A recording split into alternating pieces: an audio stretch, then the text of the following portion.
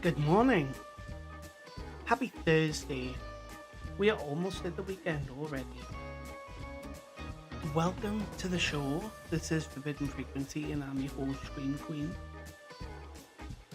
And with you for the next couple of hours, playing some cozy, spooky vibes, some vintage radio. So sit back, relax, grab a drink and your favourite blanket, and we'll be starting in 5 minutes.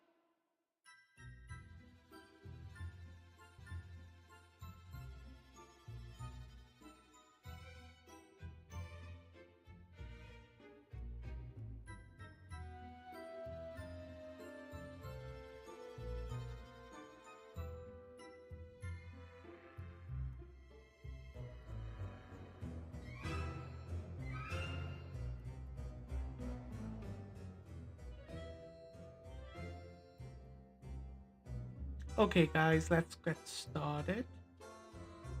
We're going to start this morning with the CBS Radio Mystery Theatre.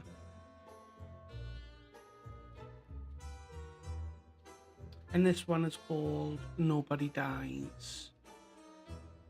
It was aired on the 9th of December 1976. So I hope you enjoy, guys.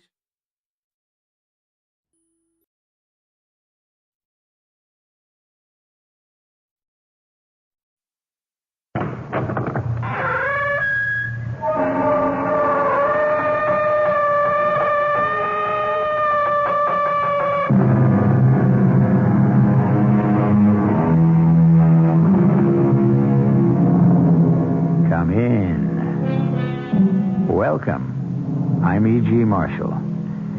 In our world, nothing is lost. The droppings of birds fertilize the ground sends up grass, the grass nourishes the sheep. Evil lives on as well.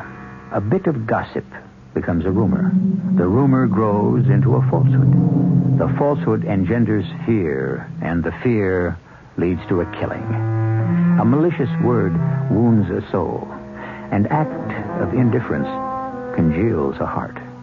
For good or for evil, nothing is lost. Our mystery drama, Nobody Dies, was written especially for the Mystery Theater by Elspeth Eric and stars Terry Keane and Ann Shepard.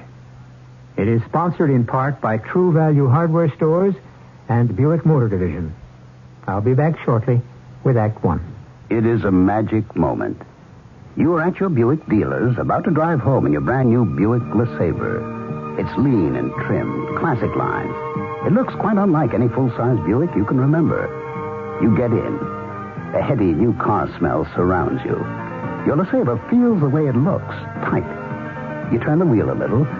No wasted motion in this car. Big brushed metallic gauges look back at you. That V6 engine is doing great. You rub your hand on the seat. 6 people could be really comfortable in here. You swing into your driveway. Your wife, the kids, the dog, everyone but the parakeet descends in the car and gets in. Off you go to nowhere in particular. Life and your new LeSabre are great. Maybe the dog shouldn't sit on the seats.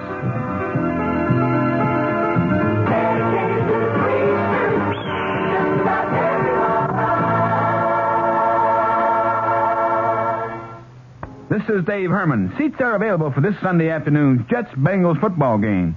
You can get them at the Jets ticket office, 598 Madison Avenue, at Shea Stadium ticket window, and, of course, at the gate on Sunday.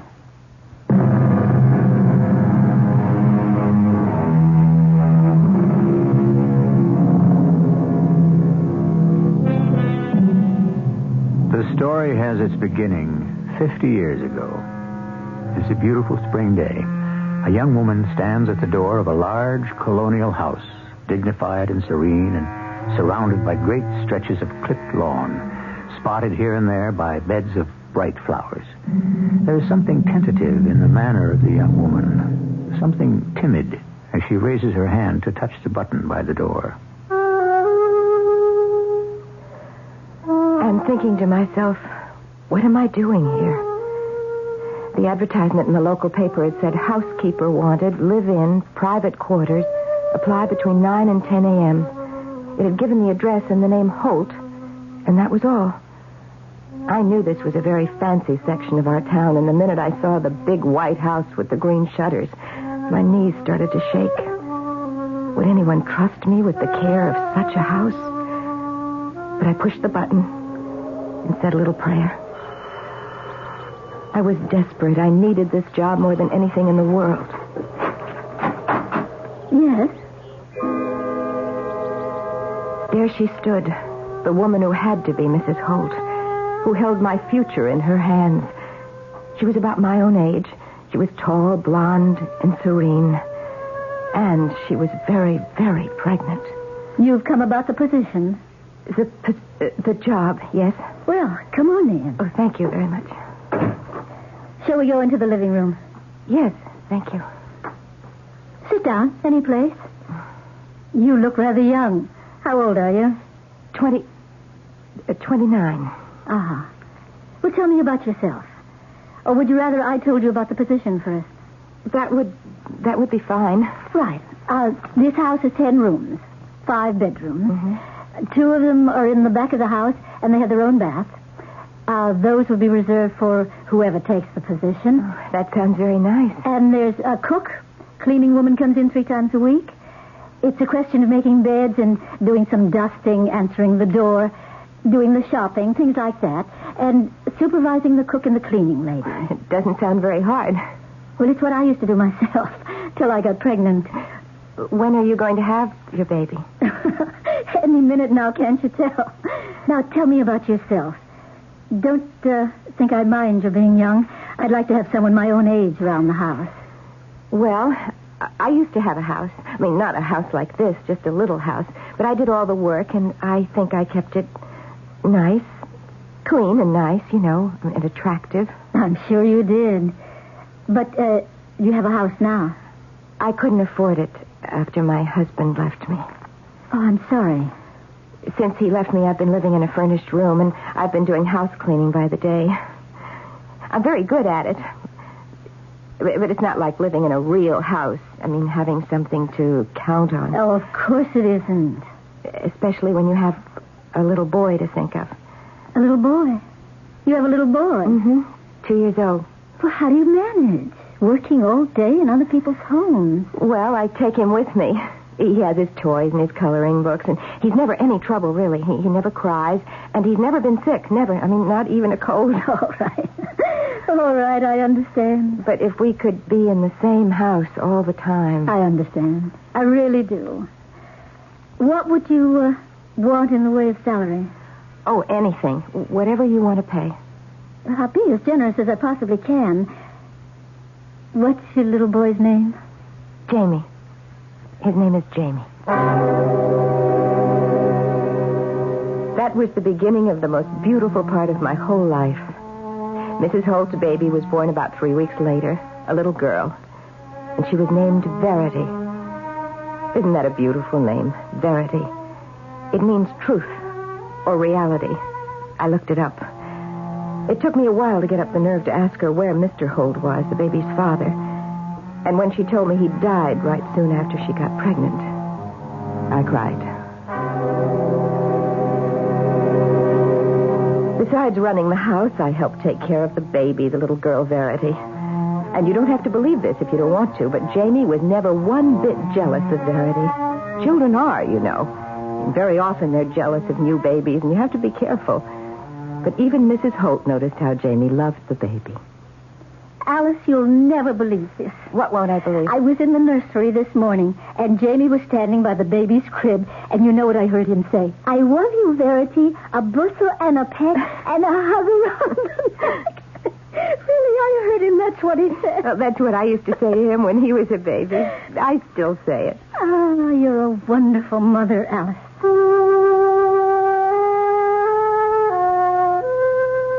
Life just went on that way, and I was as happy as it was possible to be. Alice, look at this. What? Why, it's a drawing. In pastels. Of a little bird on a branch. Oh, it's very good, don't you think? It's very touching. Very sweet. Jamie gave it to me.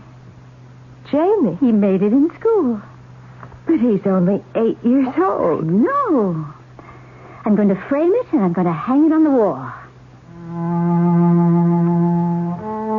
That's the way it went.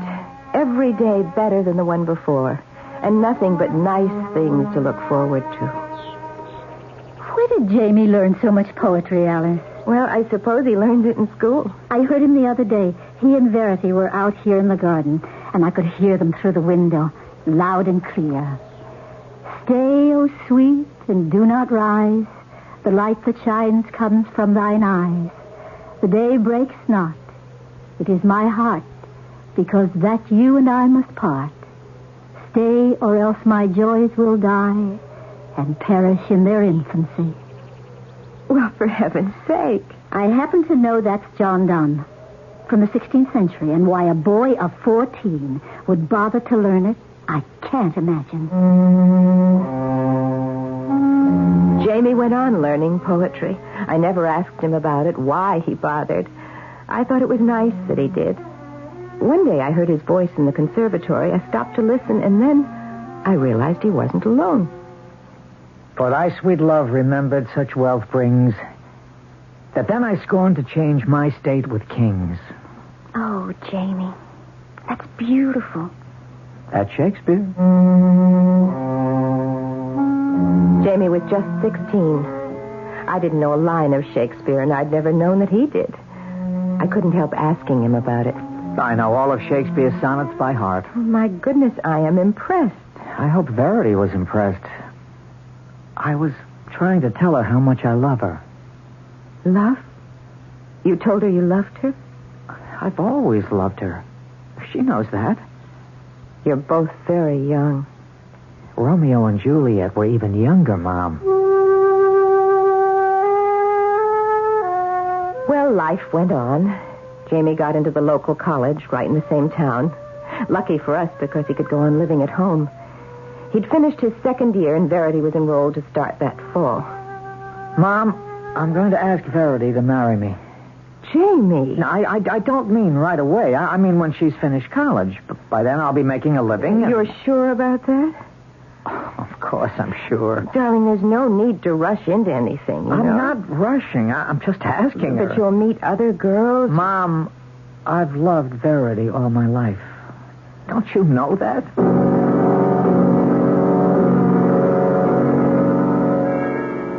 He asked her to marry him? Well, of course, he didn't mean right away, after she finishes college, and he wouldn't expect her to marry him now. That's very considerate of you. Mrs. Holt, I don't think we have to take it seriously. They'll both meet other people. Jamie says that won't make any difference, but you never can tell, can you? I think I'll send Verity away to college.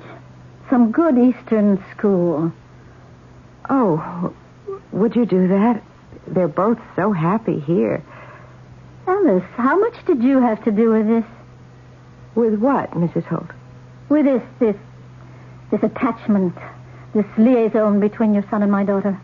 Well, I didn't have anything to do with it. You plotted, didn't you?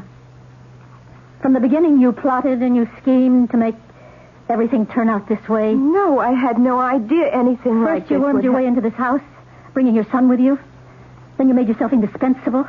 You pretended to be my friend. I did not pretend. None of this is true. Are you some kind of witch? I think you are. And you've been weaving spells up there alone in your room. No, Mrs. Holt. Sure, No. you know. You've always known that my daughter could never marry a son of yours. It's unthinkable. But I had nothing to do with it. Nothing at all. Or had I had everything to do with it? I don't know, and I have thought long and hard about it. I'm reduced to calling it fate. Simply fate. Or call it the machinations of some spirit perhaps lodged in me, a spirit whose name I don't know. If such a spirit chose to work through me, it was without my knowledge or my will. I swear that's true. I swear. I believe. I think it's true. Oh, I hope it's true.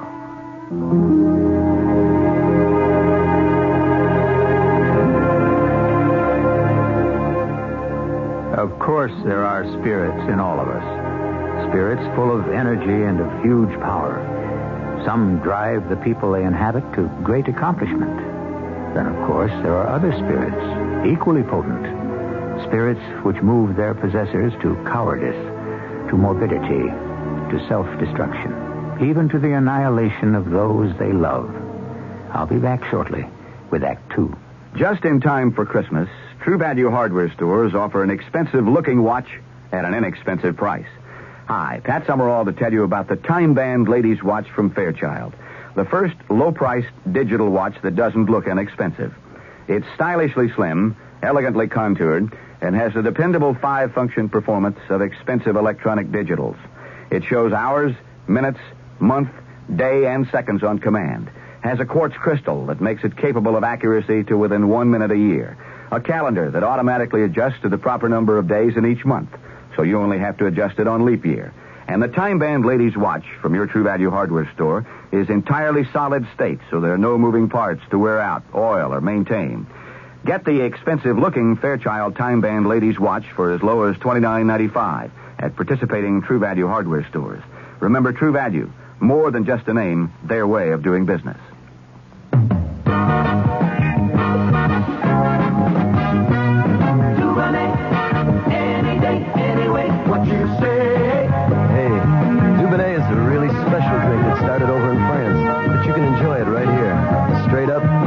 Or mixed with your favorite beverage. Dubonnet before lunch or dinner or whatever you got cooking. There's a drink you may not know about.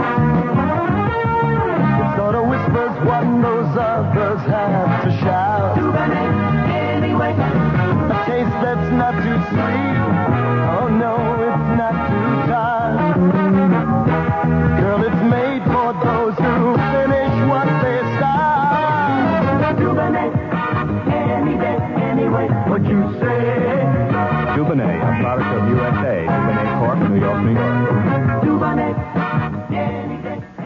Kitchen lib means less cooking, more time for fun.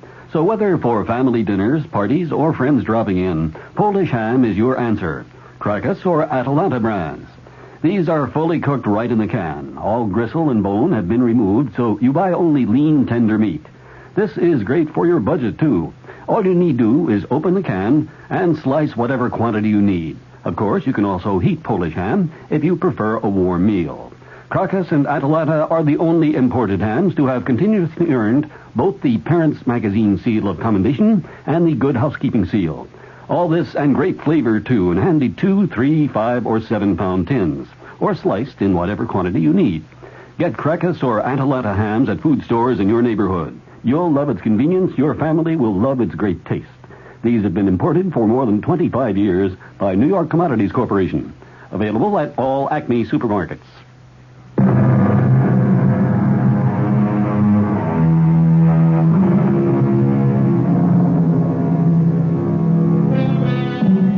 When Alice became housekeeper to the affluent Mrs. Holt, it was a relief from a life of drudgery and anxiety, and a haven both for herself and for her son Jamie, 2 years old.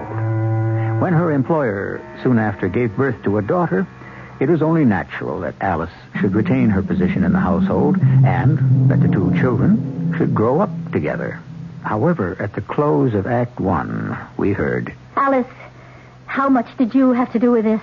With what, Mrs. With this attachment, this liaison between your son and my daughter? I didn't have anything to do with it. You plotted, didn't you? You plotted and schemed and made everything turn out this way? Surely you know, you've always known that my daughter could never marry a son of yours. It's unthinkable. My beautiful life in her beautiful house had come to an end. Our friendship had ended, too. If indeed it had ever been the friendship I'd thought it to be. For the first time, she had reminded me that I was her servant, and my son was the son of a servant, and that the marriage of her daughter to the son of one such as myself was, what was the word? Unthinkable. I started to pack our clothes, Jamie's and mine. That you, Jamie? It's Mrs. Holt, Alice. Oh, just a minute. I want to talk to you, Alice. Well, all right, come in. Thank you. You've been packing? You don't want us here anymore. Oh, Alice, I didn't mean anything like that. You are afraid Verity might want to marry Jamie, and he's not good enough for her, you think. But, as you said, Alice, they're both very young. They'll meet other people. Now that I've had a little time to think about it, I realize how right you are. It was just a kind of shock when you first told me. Verity isn't old enough to marry anyone. You said I planned it for them to fall in love and get married. That was a ridiculous thing for me to say. Please forgive me. We've been together so long. Won't you forgive me? Please. I suppose the idea was kind of a shock to you. It was. Or I couldn't have said those things. Well, if you really didn't mean them... I didn't. Then I guess it's all right. Oh, Alice. Thank you. You'll never regret it. And you will stay on here, won't you? I've always loved it here, Mrs. Holt. And so has Jamie. Then it's settled. You'll stay on, and so will Jamie. But she sent Verity away to a college in the East. Mrs. Holt had said she would do it, and she did. Verity and Jamie wrote to each other almost every day. I think he wrote every day. His ways grew quieter, more reserved, but he'd always been like that, more or less, and I didn't worry about him. Not until Verity came home for her vacation. Verity's engaged to some guy. Some guy? Oh, some guy she met in the East. Oh, Jamie. What's the matter? Well, you mean you don't care? Well, why should I care? She won't marry him. Well, how can you be so sure? Verity belongs to me. She always has, ever since she was born. Jamie's confidence frightened me. I thought back to when Mrs. Holt had called me some kind of a witch. I didn't want to hear those words again from her lips. Besides, Jamie could be right. Maybe Verity wouldn't marry the man she met in the East. Maybe in some way I didn't comprehend she belonged to my son. But then a year later, it happened. We'll have the wedding right here in the house, I think. Or would it be better in a church? I think a church wedding would be the nicest. You're probably right. His parents will be here. They'll expect it. His father's in the diplomatic service. Did I tell you? No, you didn't tell me. Yes, I think we'll have the wedding in the church. I think that's best. Alice, of course, Verity will want Jamie to be there. But he needn't attend if he doesn't want to. We all understand. It wasn't their understanding I cared about. It was Jamie's. He had to understand that he'd aspired to something too far above him. That he would never have the girl he'd loved from the day she was born. He had to understand and go on living as best he could, till some other girl could fill the void in his life. I'll be there. Why not? Jamie, if it's too painful... It will be painful, but that's all right. I'm so glad you're taking it this way. What way am I taking it? Well, realistically, facing up to it. Didn't you tell me that's what Verity means? Reality, the truth? Yes, I did tell you that. Well, then. Besides, Verity still belongs to me. No matter what she does with her life or I do with mine, Verity still belongs to me, and she always will. That's reality, and that's truth. His words echoed in my mind all during the ceremony. Just as he'd said he'd be, Jamie was in the church, standing up way in the back, his eyes never leaving the handsome young couple at the altar. The young married couple took off on their honeymoon. Jamie went on to finish college, and Mrs. Holt and I went on in the big house. Not quite the friends we once had been, but on good terms. And one day... Another letter from Verity. It's from London. What does she have to say? Oh, lots of things. Dear Mummy, we're settled here in the dearest flat you've ever seen. It's in Chelsea, a very old part of London, but fashionable in an arty sort of way. We go to the theater all the time. The theater is so wonderful here and not too expensive. I mean, compared with other things. And we go to parties, mostly with other couples living the same kind of life we do. Diplomatic service life, I mean. We've made some dear friends. And here, she goes on about their friends. Bibsy and Punko and Tupper and Jinky. I can't make out all the names. Now, here's one here that looks like... Did somebody come in? I think it's Jamie. Jamie, is that you? I was just going upstairs. I've got a letter from Verity. Oh? And I was just reading it to your mother. You want to hear it? Well, I was just going upstairs. Well, I'm almost finished. Here, let's see, where was I? All about, yes. I've saved the best news for the last, Mummy. I'm going to have a baby. Oh! A baby? Verity's going to have a baby? Oh, why didn't she send me a cable or call up? When is she going to have it? She said, wait, not for 8 months, but she couldn't resist telling... Oh, I wonder if I should go over there. Or if she'll want to come here. Oh, dear me, there's so much to think about. My first grandchild. Imagine. Jamie? Where did Jamie go? Alice, I'm going to go down to the cable office and tell her to phone me collect tonight. I'll be back right away. Jamie? And, are you upstairs? I'll give her your love, Alice. Jamie? Where are you? Jamie? Jamie? Are you all right? Jamie! Oh, no, dear Lord, don't let it be. Don't let it... Oh, my... Jamie. Jamie, what have you done? I missed them. Oh, you're bleeding. I missed twice. Your head is bleeding. Not so easy to kill yourself. No, I'll get the doctor. No, don't leave me. Stay with me. Jamie, I have to call a doctor. Please, let go of my arm. I want you to stay with me, Mom. Please, Janie, let me. I'll be all right. I want you with me, Mom. It's always been you and me. You've always been with me. You've never gone off and left me. Don't go off and leave me now. Please, you've got to let me call the doctor, please. I won't die. Nobody dies, Mom. Jamie, please. And I want you to tell that to Verity, Mom. Will you do that? Tell her nobody really dies. Everybody goes on and on. Please, please. Good old Mom. You're really the best.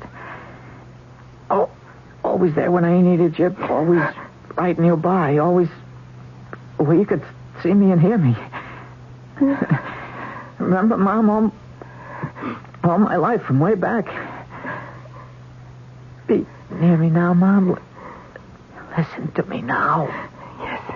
Yes, all right. Did you understand what I told you? About what to tell Verity? You mean nobody dies? That's right. Tell her that. She'll understand. Just say, nobody dies. The blood was still running from his poor head, and he was still staring at me. But the hand that had been gripping my arm went limp, and I knew he was dead. The light had gone out of his eyes. The light had gone out of his life. My son was dead. My son was dead. I tried to take that in, even as his last words echoed through my mind. Nobody dies. Nobody dies.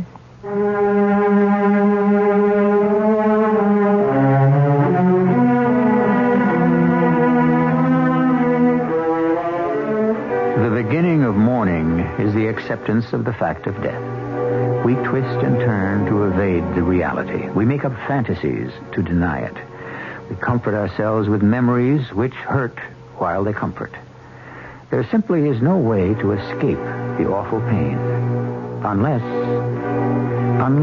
perhaps we can bring ourselves to believe what appears to be a flagrant lie. Unless we can believe that nobody dies.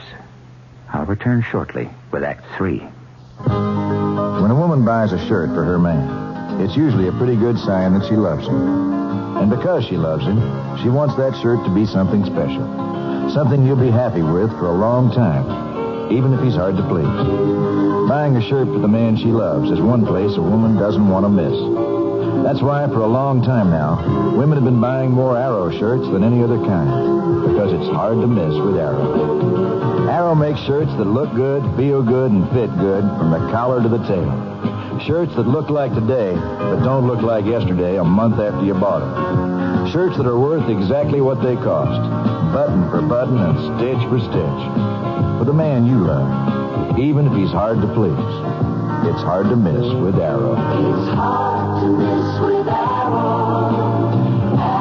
Arrow shirts. Arrow, America's shirt maker. You'll find Alexander's has what you're looking for. How lucky can you get? You'll find Alexander's helps your money buy more. How lucky can you get? Are you in for a sensational fashion buy? Mrs. Genuine Suede Coats reduced from $99 to $69 right now at Alexander's. You save $30. And these genuine suede coats are warm as toast, with lush dyed lamb fur colors and rich furry acrylic pile linings, even in the sleeves. And the suede is butter soft and supple, luxury to the touch. In wonderfully flattering belted wrap styles in black or brown. Mrs. Fur-trimmed and pile-lined genuine suede coats were $99, right now just $69. In Alexander's Leather and Suede Shop. What a warm, luxurious gift for that special woman on your list. You'll find Alexander's has what you're looking for. wow, how lucky can you get? Now this message from your Ford Dealers Association. Louise, I'm home. Hi, Arnold. For you. Ooh, a bouquet of long-stem roses. Mm-hmm. What's the occasion? Something on your conscience? Tell me. The occasion is that I sold 4 Granadas today. Wow. Yeah, it's a new record for my Ford dealership. Ooh, your idea of putting a Mercedes 280 on your showroom floor alongside a comparably equipped Granada really paid off. It sure did. Almost everyone who comes in can't figure out which is the Granada and which is the Mercedes. They look so much alike. That is, until they see their base sticker prices don't look at all alike. Right. And did you take them for a test drive in both the Granada and the Mercedes? Yep, and all 4 Granada buyers who drove a Mercedes said the Granada had a remarkably smooth and quiet ride. You forgot one thing. What's that? You're allergic to roses. Your Ford dealer has the smooth riding car that looks like the Mercedes 280, but at less than half the list price. The new Ford Granada. Oh, America, yeah, we want all of you.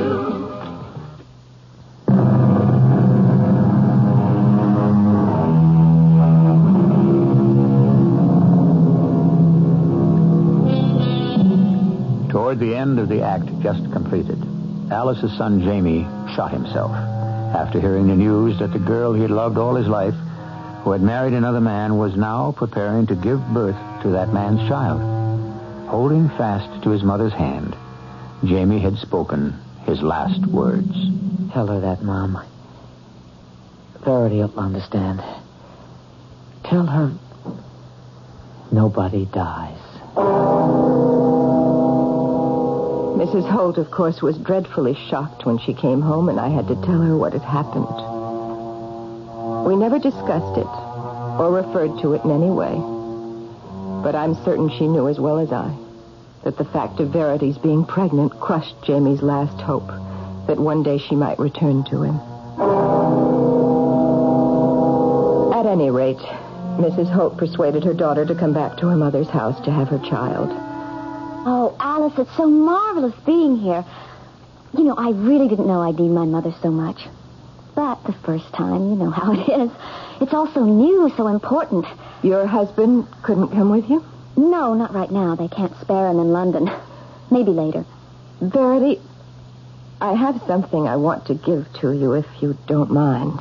How could I possibly mind? Well, I don't want to make you sad, but, these are some of Jamie's baby clothes. Oh, Alice. Now, they may be old-fashioned by now. I don't know what babies wear these days. Not very much. But they are all made by hand, and you don't see much of that anymore. Oh, they're lovely. You know, Jamie was my dearest friend. For years and years, more than a friend, more like a brother. Loved you. I know he did. The last words he spoke before he died, they were for you. For me, really? He said, "Nobody dies, Mom. Tell Verity that. She'll understand. Nobody dies." That was the last thing he ever said.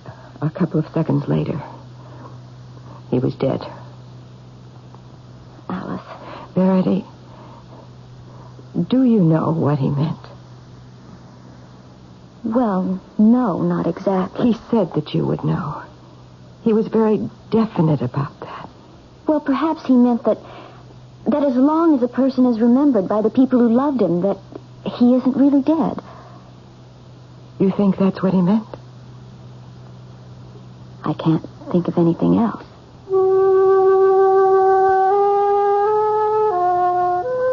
Well, Verity had her baby. A darling little boy named John, after his father. And a few months later, Verity went back to London, but she phoned once a week at least, and the letters flew thick and fast across the ocean.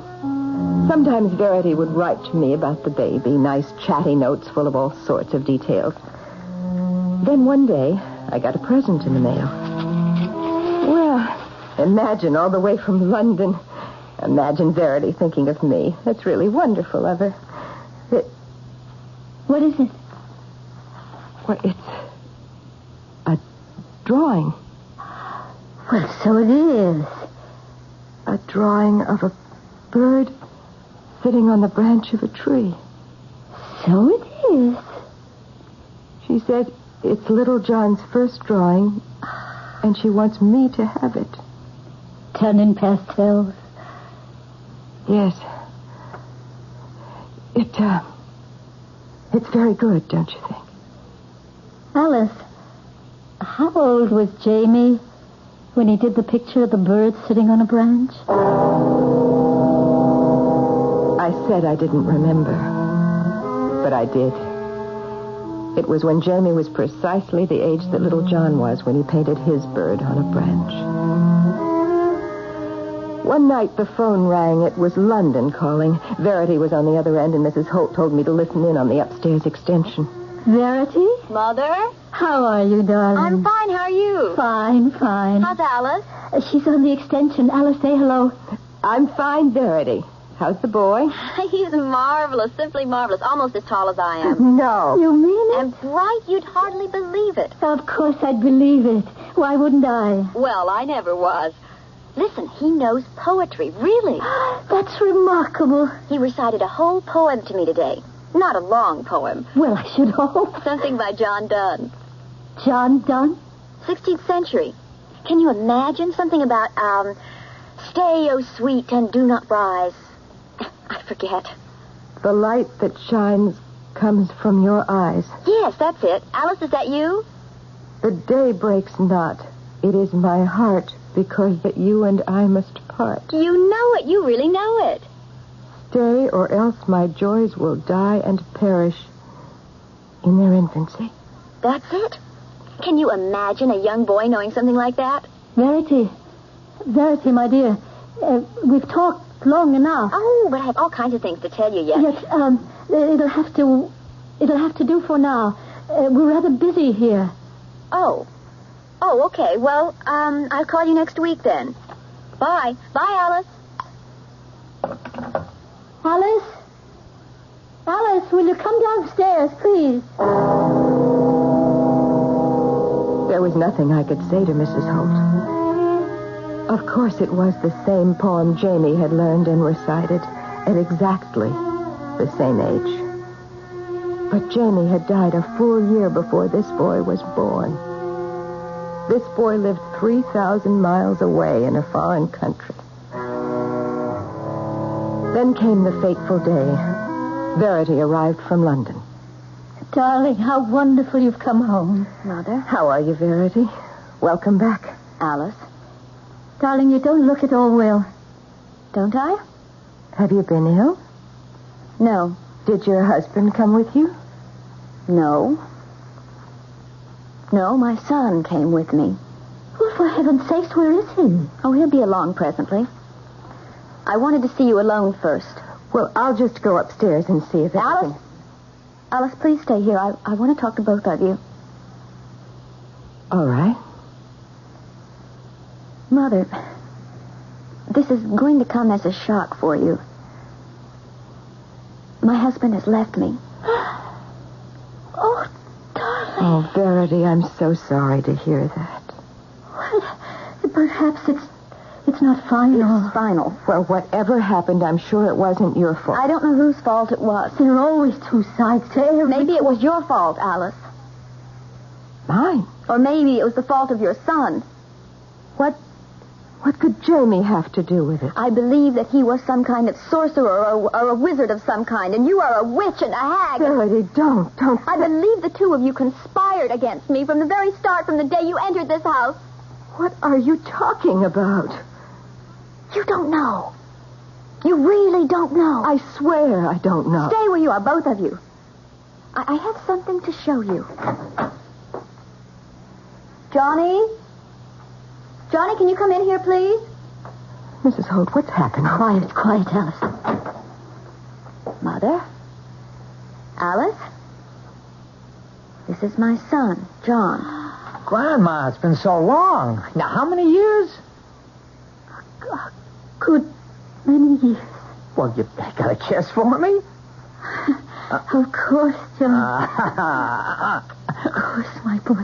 And you're Alice. Hello, Alice. I could only stare, dumbstruck, at the handsome young man who stood before me, holding out his hand. a warm, friendly smile on his face. For that face, that smile, that voice, all were exact replicas of the face and the smile and the voice of my dead son.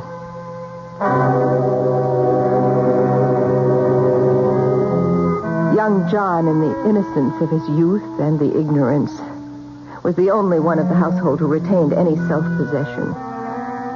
Verity moved about the house with a tight mouth and baleful look. Mrs. Holt kept to her room most of the time. When I took her something to eat, she told me that Verity and John would stay on with her. John was going to teach at the local high school, and Verity... Well, where could Verity go? Verity's child was destined to be the precise image of Jamie. Why? I don't know. But I don't blame you. Perhaps you should. I hoped for so many years that they would marry and have a child. Perhaps all my hoping, my wishing, my praying for something that never came to pass. But you mustn't think Jamie had anything to do with it. Didn't he wish, hope, and pray? Yes, but he loved her so. He'd never have wanted anything like this to happen. I don't know. I cannot tell. But this I do know for a certainty. There are forces in the world over which we have no control. Alice, I think you best leave this house.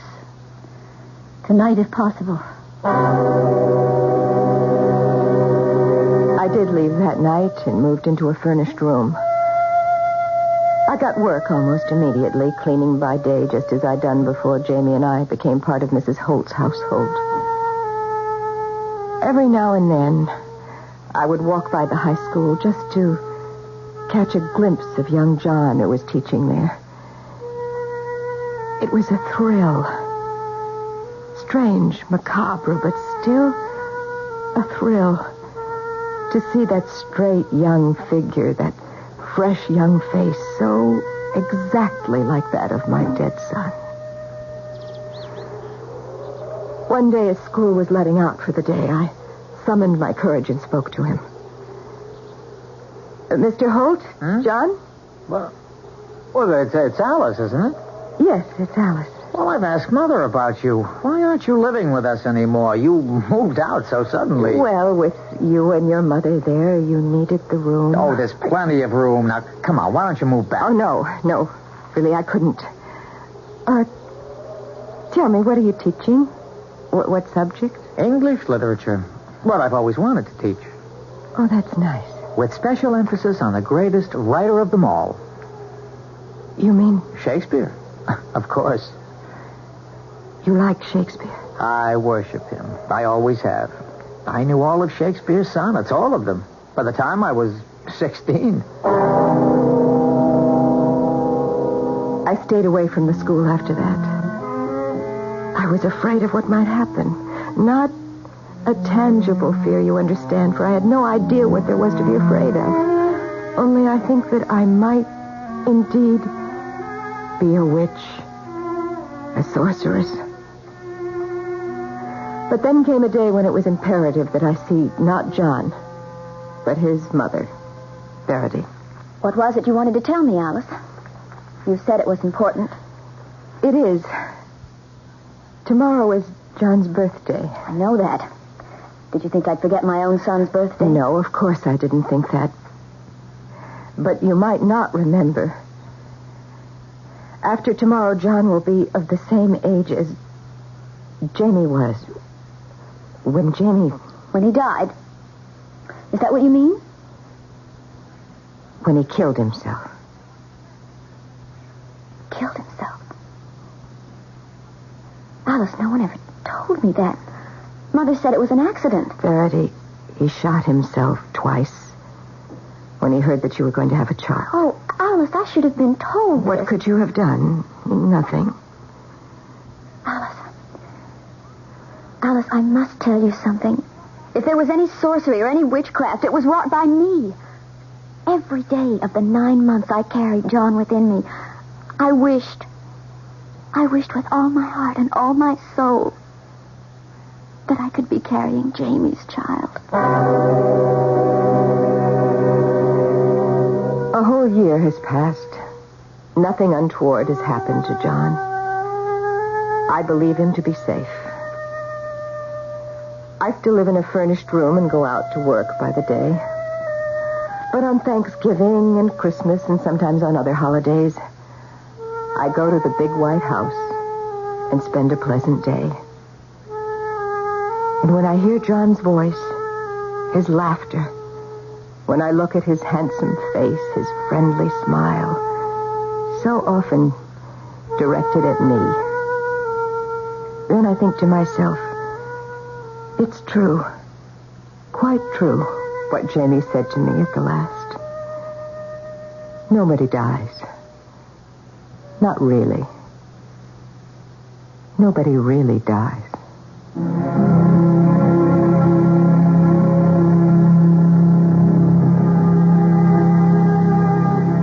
Our drama appears to end on a placid note. 4 people gathered round a festive table. If you walked in on them today, you would never guess that behind their light talk, their pleasant smile, their solicitude for one another, their consideration, and their kindnesses, lies a deep and mysterious tragedy which no one of them comprehends. I'll be back shortly. There are 2 kinds of first-class service. First class, and second class, first class. As the Red Baron of Lufthansa German Airlines, I would like to explain the difference. Mine is first class.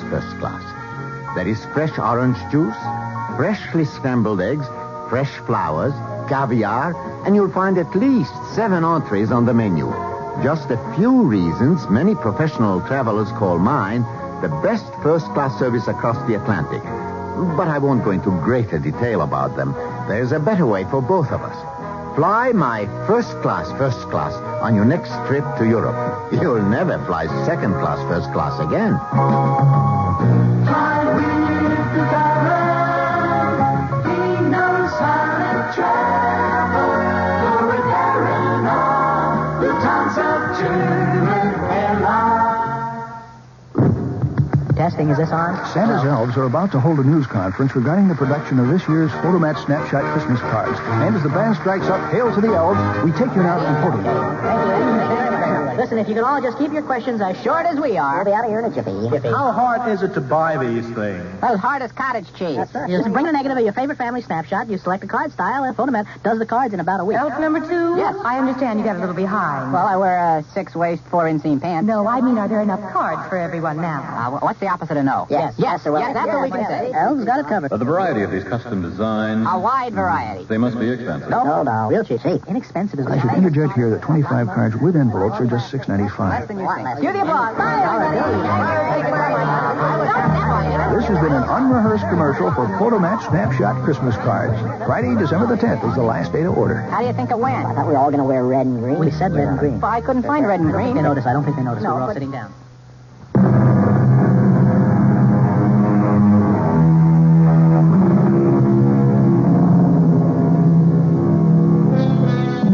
If there is a moral to be gleaned from our story, and I do not think there is, and certainly there was never meant to be, it is the old one.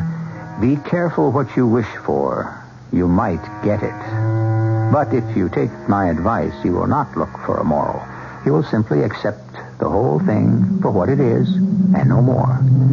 A story. Our cast included Terry Keane, Ann Shepard, Jack Grimes, and Morgan Fairchild. The entire production was under the direction of Hyman Brown. Radio Mystery Theater was sponsored in part by Buick Motor Division and True Value Hardware Stores. This is E.G. Marshall inviting you to return to our Mystery Theater for another adventure in the macabre. Until next time, pleasant dreams.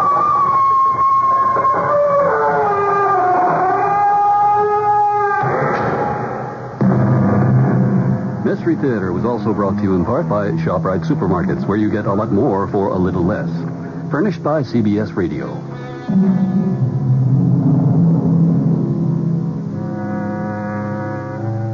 It's hard to believe. I love that. That was a really good story. Absolutely. And we're going to do a double whammy on the CBS today. We have another one right after, and I just love the title of it, and I'm really intrigued.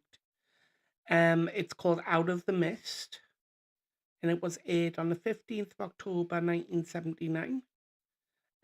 So let's have a listen and see what this one's like. Enjoy.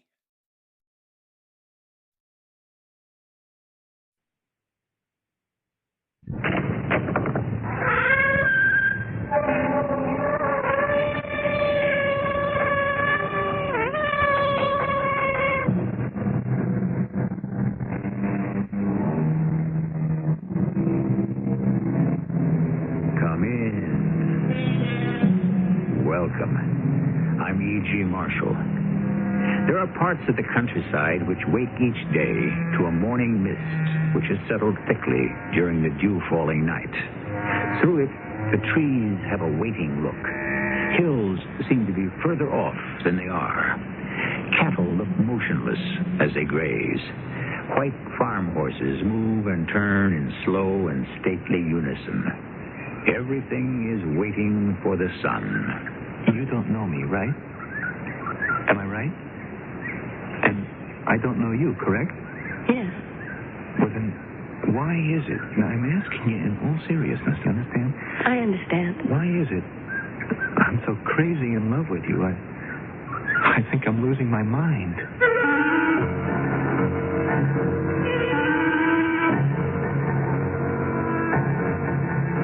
Our mystery drama, Out of the Mist, was written especially for the Mystery Theater by Elspeth Eric and stars Russell Horton. I'll be back shortly with Act One.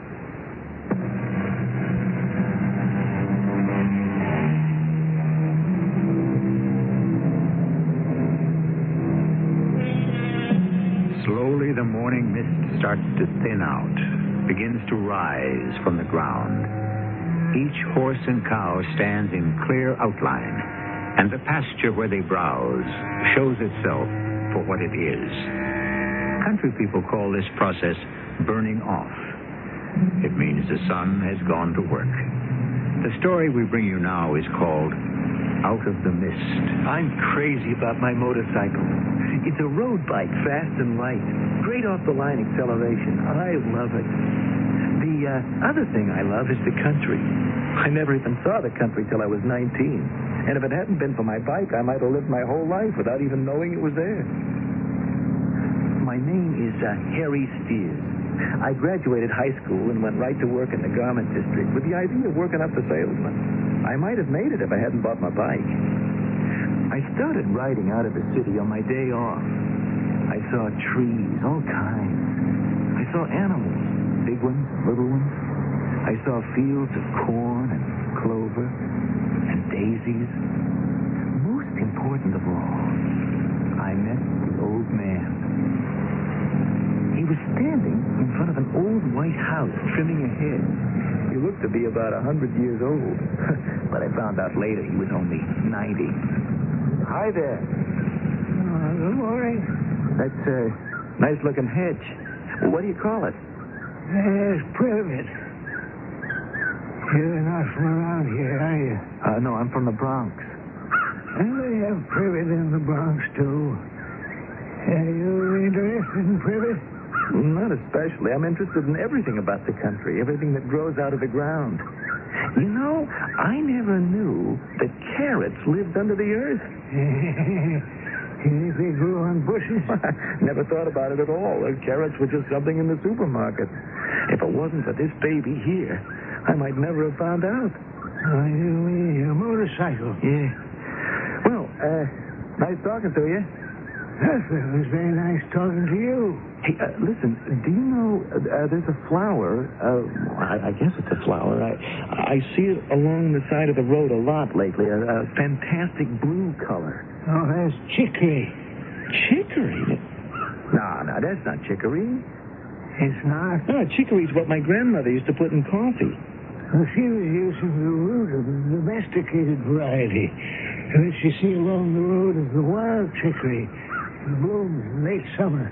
Or I'd like to take some back to the Bronx. Oh, I'm afraid you couldn't do that. Wildflowers don't like to be transplanted. They like to wander, follow their impulses. They don't wish to be told what to do, where to go, where to live. They want to be free to roam, take up residence in a spot of their own choosing. How about that? And they will brook no interference. Well, you have to admire their spirit. I do. I admire it.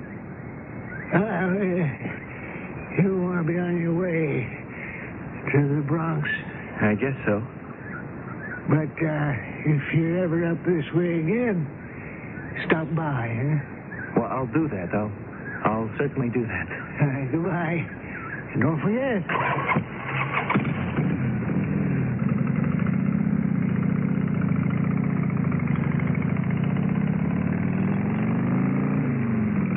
That's what changed my life. Put its mark on me forever. A little talk with an old man about privet and chicory and carrot, and an invitation to come back. I could hardly wait. If I'd known what would come of it. But I didn't know. And I was having the time of my life. I bought a paperback and I started to learn about wildflowers. Purple loosestrife, cinquefoil, bee balm, butter and eggs, vervain. I went crazy. I couldn't wait to see all those wild things growing out of the ground. On my very next day off, me and my bike stopped off at the old man's house.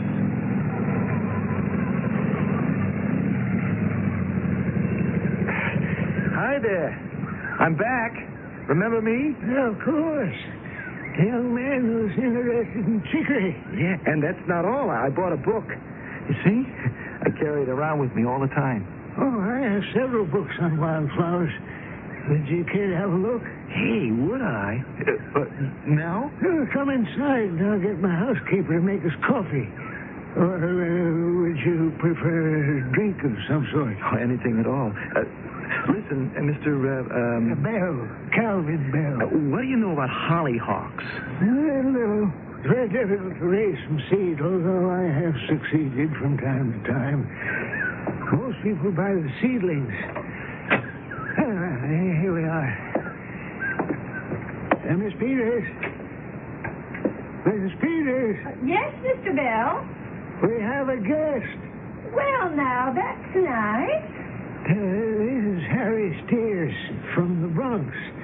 He drove up here on his motorcycle. Is that so? We'd be obliged to you for some coffee, Miss Peters. I'll see to it. Very pleasant meeting you, Mr. Steers. Well, the same here, Mrs. Peters.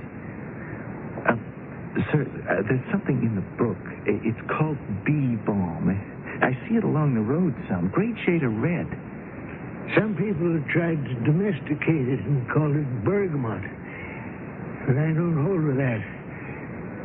I don't care for the whole idea of taking wild things and taming them. I like to leave things alone. Let them wander the earth as they please. Same thing with animals. I can't tolerate the thought of putting animals in a zoo for people to stare at and to laugh at and sometimes tease and feed unnatural things to, which can make them sick. Sometimes it seems as though man has a morbid desire to get his hands on everything that grows and do something with it. Twist it, turn it, take it apart, make it into something it isn't, something different, more to his personal liking. Mr. Bell, you shouldn't get yourself all worked up. Yeah. No, I shouldn't. You're quite right. After all, I'm 90 years old, you know. Oh, you could have fooled me. Look here, if you're so interested in wild things, if you really like the country... Well, I am. I do a lot. Well, why don't you move up here? Forget about that Bronx place. Move in here with me. I got a big house. There's plenty of room. Well, what would I do? Could I work around the place, maybe? Hey, listen. I'm about 20 miles from Seneca. That's where the university is. I'll enroll you there, and you can study to become a botanist. What do you think of that? Oh, it'd cost money. Well, I couldn't sell my bike. No, there's no need. Keep it. Do you know, Mr. Steers, that there are wildflowers which are endangered? Trailing arbutus, bitter bloom, all the trilliums. Well, you mean endangered like wild animals? Precisely. Endangered species. The bluebell, the nodding wake robin, the cardinal flower, the butterfly weed. City people come for a drive in the country, and they think it's great sport to pick the pretty flowers. Of course, little things die within the hour, but what do the predators care? Harry, there are laws on the books against picking endangered wildflowers. Well, with your bike, you could police these people, these hunters. Arrest them? Yeah, track them down, report them. Or just tell them to stop and tell them why. Sometimes they'll cooperate if they understand. Well, I guess I could do that. Yeah, sure you could. Protect my wild beauties. Yes. I'm too old. I can't go out on the roads and the highways. But you can. What do you say, Harry? Come on, indulge an old man. Will you, Harry? You're very hard to say no to, Mr. Bell. Here's your coffee, Mr. Bell. Say yes, Harry. There's cream and sugar if you want them. Wait a minute. I'm going to fetch some superlative brandy.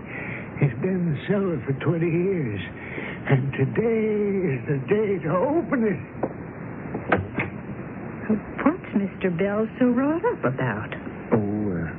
Just an idea he's got. Something to do with his precious wildflowers? Yeah, that was part of it. Wanted you to help him save the poor, helpless things, Sort of. Mrs. Peters, he wants to put me through the university. Well, if you go to the university, you'll see a painting of Mr. Bell hanging in the front hall.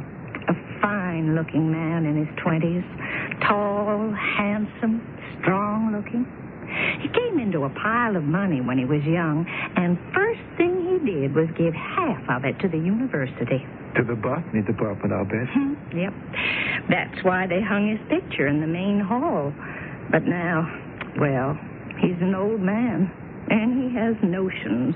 His mind wanders a lot. Remembering things, I suppose. Which seems very okay to me. Yes, well, I just thought you should be told. I did it. It was a chance I couldn't pass up. I moved in with Calvin Bell. And come fall, I signed up at the university, majoring in botany.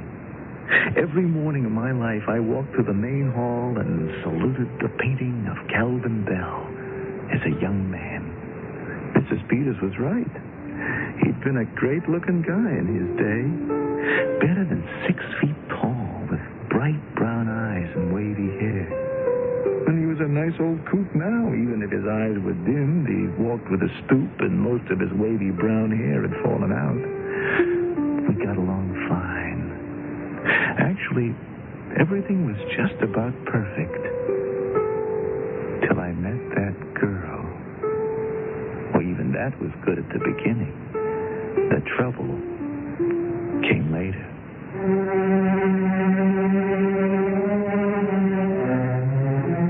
The wildflowers are disappearing. The animals are becoming superfluous. There are those who think that the entire countryside will one day be smothered by lofty apartment buildings, huge shopping centers, and enormous parking lots. The entire earth will be man-made, and God's work will be only incidental. I'll be back shortly with Act 2. I'm Susan Anton. It's a good feeling to sleep the night away on a Soft is the ultimate in sleep. Unique extra thick cushions for heavenly comfort on top. Ultra firm support inside. Perfect sleeper pillow soft. Firmness that feels good. Be a perfect sleeper. Buy a perfect sleeper. Perfect sleeper. Buy a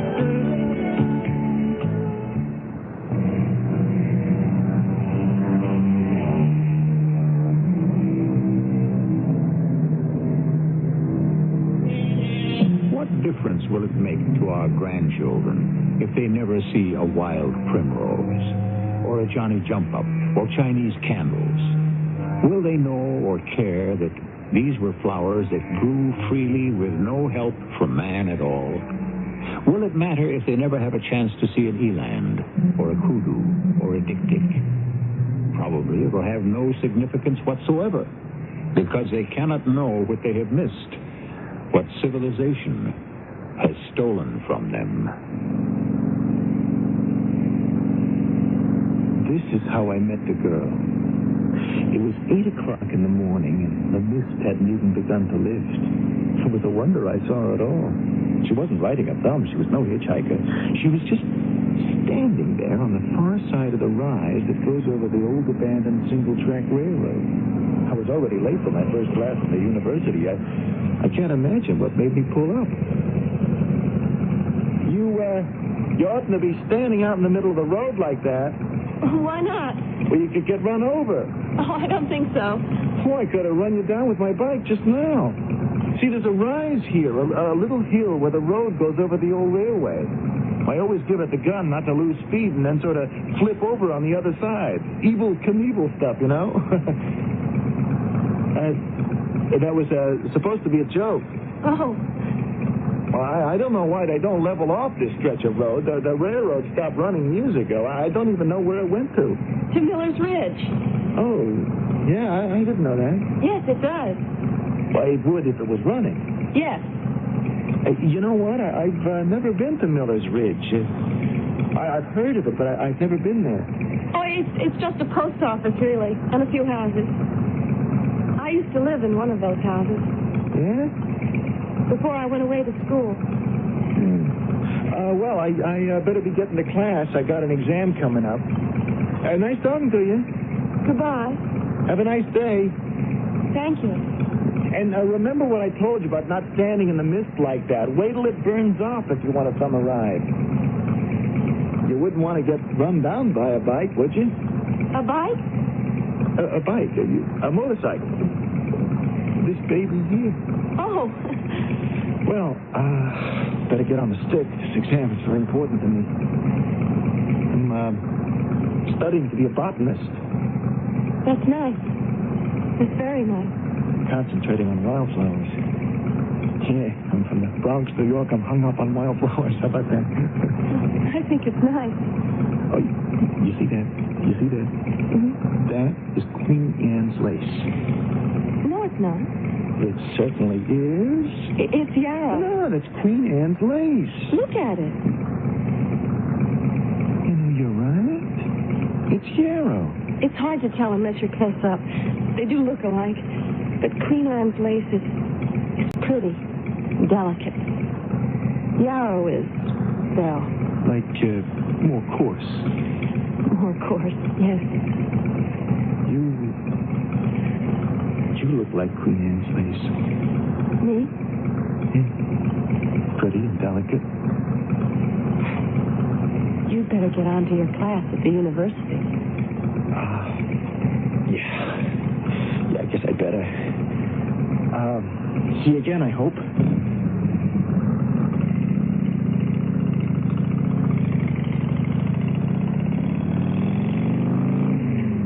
You're not going to believe this, but I was in love. I was in love. I was a whole different person entirely from the one I'd been. It was nice. It was good. I felt like I wanted to be kind to everybody all over the world. I'm telling you, I sailed right through that exam. The questions were so easy I had to laugh. The professor looked surprised when I was the first one to hand in my book. But I tossed it on his desk, flashed him a smile, and swaggered out. All I wanted was to get back to the girl in the mist. Only there wasn't any mist now. It had all burned off by noon, the way it always does. But there she was, a little way down the slope, led to the old railroad track. Hi there. Hello, Mr. Sears. I came back. Yes, you did, didn't you? I hoped you would. Oh, what have you been doing all this time? Oh, just wandering around. Looking for wildflowers? Some of the time. Anybody try to pick you up or anything? No? You want to be careful of that kind of thing, you know? Why? Why? Well, the way things are. Don't you read the papers about what happens? I don't read the papers. All kinds of things happen. But then, you weren't looking to be picked up, were you? I don't think so. What were you looking to do? I wanted to get to Miller's Ridge. Were you going to walk? I guess so. You want to see a family, is that it? Or are you married? I'm not married. Not yet. That's good. It's your family you want to see, right? I just want to see the house. Because I used to live there. Oh, you're sentimental about it, right? Oh, yes. Very sentimental. I can empathize with that. I really can. I was born in a terrible house and really awful, dinky and unattractive. But I've always thought that when I make some money, I'm going to buy that house. Gruesome as it was, I'll never really forget it. This house isn't gruesome. It's pretty. Well, what do you say? You want me to take you there? Would you? Oh, I'd do a lot more than that for you. So, hop on. Right here. Now, if you kind of hitch up your skirt. Oh. You really ought to be wearing jeans, but, Oh, my goodness. What, that scare you? That's how you jump a bike. Come on. Put your arms around my waist. Should I? Well, if you don't want to fall off, you should. That's it. So, off we go into the wild blue whatever.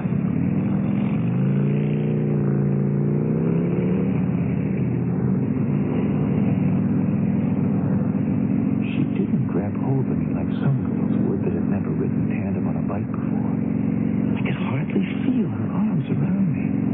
I had to look down and see her hands clasped together and her thumb tucked inside my belt. Every so often I'd turn around and see this sweet face behind me. The sweetest face I'd ever seen in my whole life. Innocent and lovable.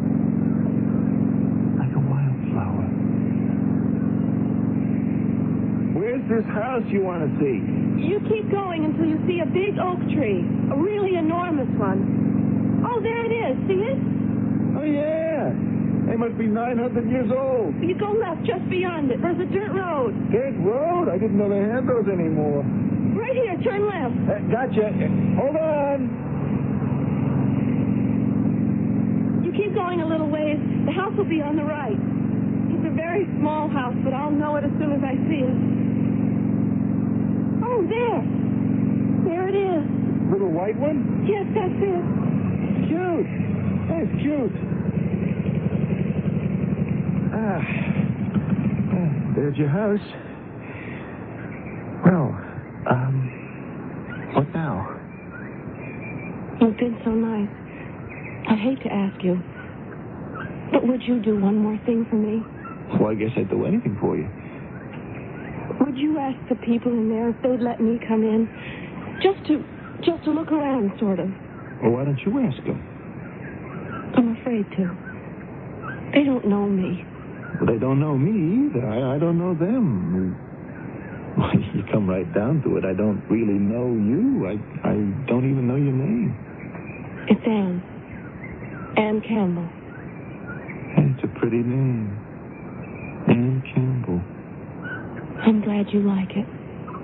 Do you? Oh, and that's a pretty house. And I like all that, fancy stuff. Makes it look like a valentine. All that fancy stuff is carved out of wood. Live and learn, right? Carpenter's Gothic. That's what they call this kind of house. Looks like lace, you know? They used to call it the Lace House when I lived here. Anne Campbell of the Lace House. Queen Anne's Lace House. You're teasing me. No. No, I'm not. You look like a queen to me. A little young queen. Well, are you going to ask the people if I can come in? Yeah, I guess so. It's important to me. Then I'll do it. Now, you stay right there. Oh, thank you very much.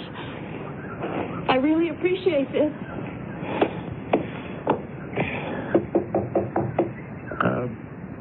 Anybody home? I don't know if there's anybody home. Please try. Is anybody home here? What do you want? Excuse me, ma'am. Who are you?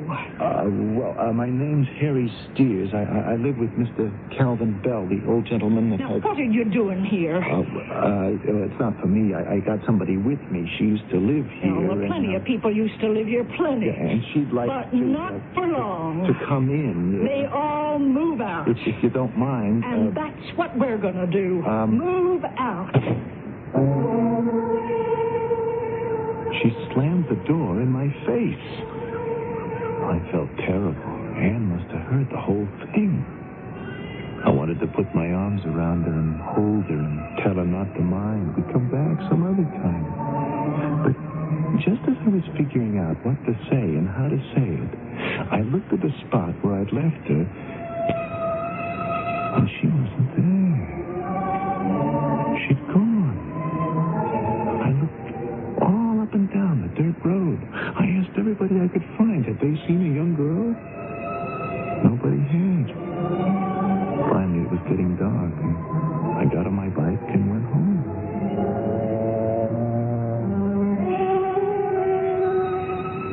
I went right up to Mr. Bell's room. I knew he'd be lying down. He always did before dinner. I didn't even knock on his door. I went right in. Mr. Bell? Harry. Excuse me, but I got to tell you what happened today. You passed the examination. Oh, yeah, sure. But, Mr. Bell, I fell in love with a girl. Now, don't laugh. It's a fact. Oh, I wouldn't laugh. I picked her up on my bike. She wanted to go to Miller's Ridge. Miller's Ridge? Yeah, to visit a house there. She used to live in it. It's the prettiest house you ever saw. They used to call it the Lace House, she said. The Lace House? Yeah. Now, the girl, her name is Anne. Anne? I call her Queen Anne of the Lace House because she reminds me of Queen Anne's lace. So soft and dainty and I love her, Mr. Bell. I want to marry her. And I'm going to. Mr. Bell? Dinner's about ready, Mr. Bell. I think he fell asleep, Mrs. Peters. I've got the table all set. Oh, my. Oh, my. He isn't sleeping, Mr. Steers. He's dead.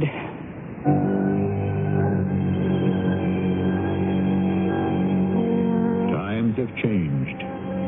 Not many people stop to pick up strangers on the road anymore.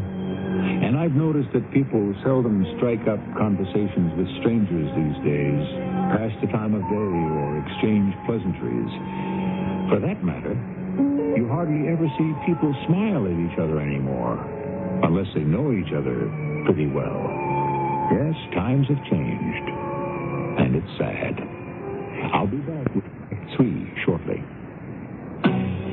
Walter Cronkite, one of a kind, writing, editing, working with the superb CBS News team to gather and report the news. The daily, constant pressure of being the best. And there's only one place you can find this anchor man, this editor, this team. Good evening. After strong but Cronkite and Company, only on the CBS Evening News. Monday through Friday on the CBS Television Network.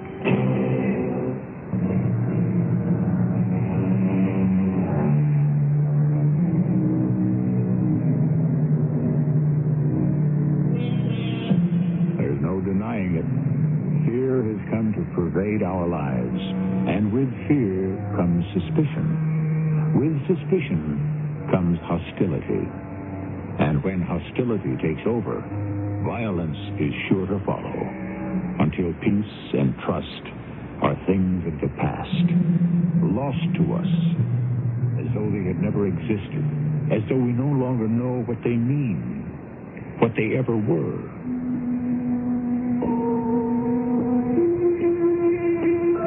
That really shook me up. Calvin Bell dying like that, right when I was telling him about Anne and me being in love with her. Buried him, a lawyer came to the house and read his will. He'd left his house and a bunch of money to Mrs. Peters, and something I certainly never expected, quite a few $1,000s to me. Mrs. Peters said she'd sell the house eventually, but till she did, I could certainly go on living there. And so I did. And I kept on going to the university to learn about wildflowers. And every morning, on the way, I looked for Anne. And every afternoon on the way back. Sometimes, I think I saw her coming toward me out of the mist. Other times, I'd look down at that old single-track railway and think I saw her standing on the roadbed or sitting on the slope to one side or the other. But I never really saw her. Not even on my way home when there was no mist and I could see everything quite clearly. One day, I took it into my head to go to the Lace House at Miller's Ridge. There was a sign in front of the house, and it said, "For sale, Agent Nicholas Vaughn." I went to see Mr. Vaughn. Yes, sir? You Mr. Vaughn? Yes, sir. What can I do for you? Well, I want to see about buying a house in Miller's Ridge. Oh? Any particular house you have in mind? A little white house, Carpenter's Gothic style. Someone told me it used to be called the Lace House. Yeah, I believe it was once called the Lace House. Charming place. Needs a few things done to it, but it certainly... Well, anything it needs, I'll have it done. I want it. Well, aren't you curious about the price? I've got a little money. Calvin Bell left me some money. I'm Harry Steers. Oh, yes. Well, the house has been empty for some time now. I want it. It's had quite a few owners. I'd have to inquire about the asking price. I want that house. Mr. Steers, naturally, I'd be pleased to make the sale. Do you mind telling me why you're so set on buying this particular house? I want it. Well, frankly, Mr. Steers, that house has been, well, sort of a jinx. Everyone's enchanted with the house when they first see it, but once they've moved in, they take a dislike to it. They tell strange tales about strange goings-on. Like what? Oh, sobbing in the night, restless footsteps on the stairs.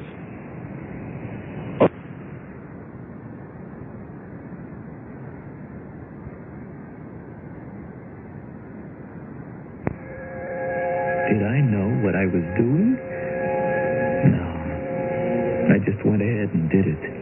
I moved into the house and waited for something to happen. It's true, I did hear very strange noises sometimes. Like slow, heavy footsteps. And a kind of crying sometimes. Low, strangled sobs is what they sounded like. No.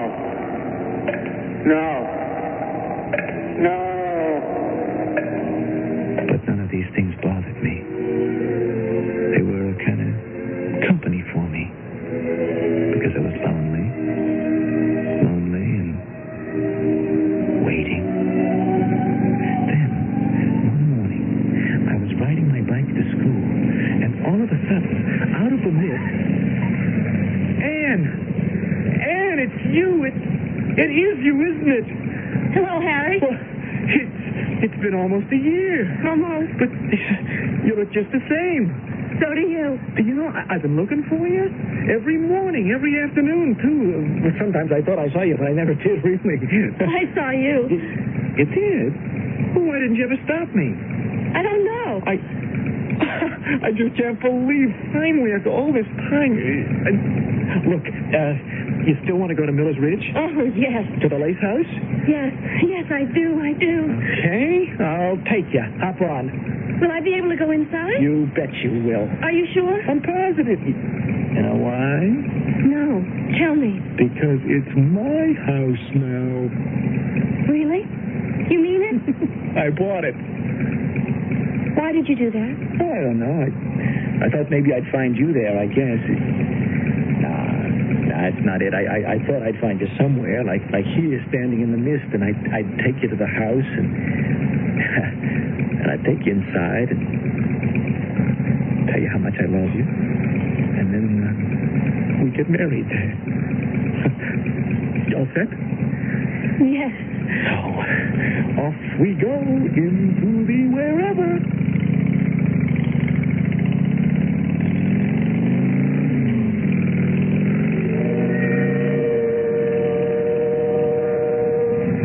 Have you got any idea how I felt when I pulled up in front of the Lace House, helped her off the bike, and led her up to the front door, took out the key, unlocked and opened it?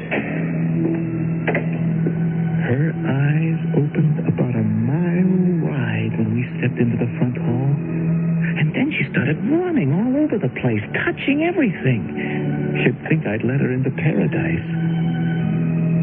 After a while, I left the house and went over to see Mrs. Peters. I don't know if Anne even knew I was gone. Why, Mr. Steers, and how are you? Well, you're looking splendid, I must say. Well, that's what I am, Mrs. Peters, just splendid. Oh, pardon the mess around here. I sold the house, you know. Oh, no, I didn't know. Oh, yes. Mr. Vaughn got me a real nice price for it. Oh, but my heavens, cleaning out all that stuff that's accumulated, you've no idea. All that clutter. Well, it wasn't like Mr. Bell to throw anything away. Oh, true word was never spoke. Well, now, and you, how are you getting along in your little lace house? Well, that's what I came over to talk to you about, Mrs. Peters. Oh, now, you're not happy there. What is it? The ghost's been bothering you? Not a bit. I always thought that was a lot of talk. Mrs. Peters, when I bought the lace house, I didn't really know exactly why I was doing it. Got it cheap, that's what I figured. I bought it for a girl. A girl? Why, Mr. Steers, I didn't even know you had a girl. I didn't. I mean, I just met her on my way to the university, and then one more time on my way back. That was almost a year ago. She wanted to visit the Lace house. She used to live there, so I took her. But the woman who lived in it wouldn't let us in. Screamed at us, as a matter of fact. And when I went back to speak to Anne, to sort of comfort her, she was gone. But Mrs. Peters, by that time, I was in love with her. I mean, in love, really in love. Well, for mercy's sake, tell me about it. My gracious. Oh, she's just wonderful, Mrs. Peters, like a wildflower. Young girl, huh? Yeah, she's young. Family? Oh, I don't know. She didn't say. Never been married before? Oh, no, I don't think so. Well, long as she loves you. Well, she didn't exactly say that either. Well, now, don't you think that... Mrs. Peters, I love her enough for both of us. And when I talk about the wedding and everything, it's what I want to talk to you about, the wedding. Oh, I love a wedding. Now, will you come come to it? Oh, you just try and keep me away. And if you'd sort of help plan it, I think Ann would appreciate it. That's her name, huh? Ann. Ann Campbell, yeah. Look, we thought, I thought we should sort of rehearse it. I mean, isn't that usually what people do? Well, I believe so, yeah. We could do that this afternoon, if that's all right with you. This is the anniversary of the day I met her for the first time. A year ago, September 15th. And today, the same day, 1 year later, I meet her again. It just seems, appropriate. So is it okay with you? Well, I guess so. Yes, it's all right. Thank you, Mrs. Peters. I hope you're doing the right thing. I really hope you are. Now, I think the minister should stand here in front of that fireplace. Now, let me pretend I'm the minister for now. Harry, now you stand on my left. Now, I think that's correct. Right, okay. And Anne, would you like to make an entrance down the stairs? What do you think? Whatever you say. It's such an informal wedding. Maybe if you just come in from the dining room, now how would that be? All right. And you walk up to the fireplace and stand just to my right. That'll be the minister's right. You want to try that, dear? All right. Now, the door from the dining room will be open just as it is now.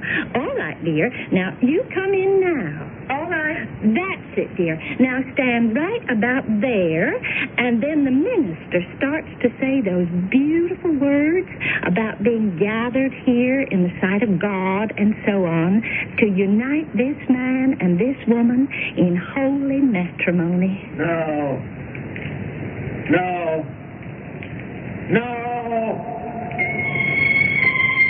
A voice came from the foot of the stairs. I looked up, and so did Mrs. Peters. But Anne was already looking at where the voice was coming from. She was looking at a man. Young, tall, handsome, with wavy brown hair. It was Calvin Bell. I knew him from the painting. Calvin Bell when he was a young man.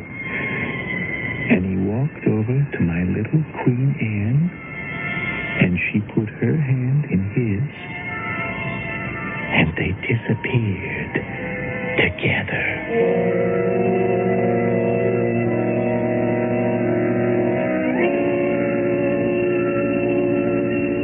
There's no explaining these things, Harry. Well, you saw him too, didn't you, Mrs. Peters? Oh, yes. Nobody would believe me if I told them, so I'm not going to try. It'll be between you and me, Harry. And that's the best way, I think. I brought you something I found in the attic. It's a newspaper clipping. I'm going to read it to you, and you can make up your own mind. It says, "The morning train to Miller's Ridge was derailed yesterday due to mechanical failure. Many of the passengers were injured, but none fatally, with the exception of Miss Ann Campbell, who was returning to Miller's Ridge in order to marry Mr. Calvin Bell." The date on the newspaper, Harry, is September 15, 1912.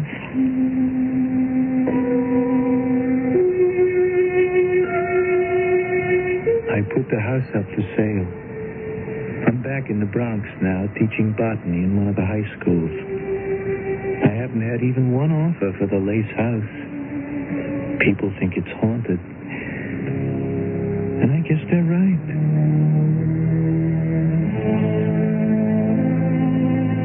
I shall make no statement about haunted houses, either for or against.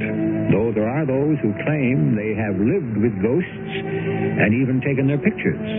But if the Lace House is haunted by the ghosts of Anne Campbell and Calvin Bell, why, then it must be a very happy place indeed. I'll be back shortly.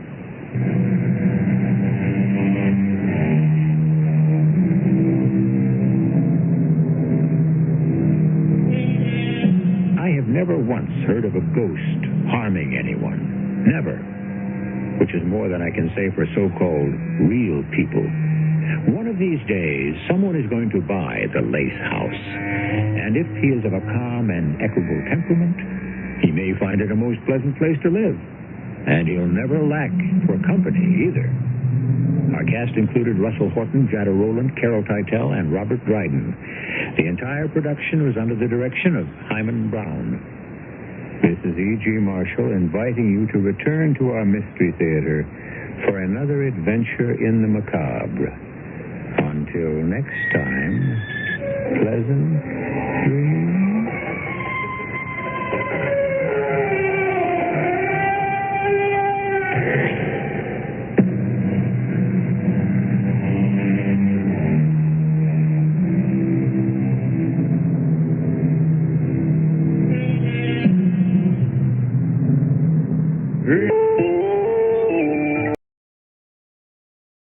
Another good one. Another good one indeed. All right, we're going to do one more, guys, and that'll be us for the morning, and I'll be back tonight. And we're going to finish off with the Black Museum, which I just played one the other day, if not yesterday. So as you know, this is narrated by the late and great Orson Welles. It's based on artifacts which are being picked up by Scotland Yard with a backstory to them. And this one is called The Bloodstained Brick Bat. I have no idea when the air date is. I am sorry, but I hope you enjoy. This is Orson Welles speaking from London.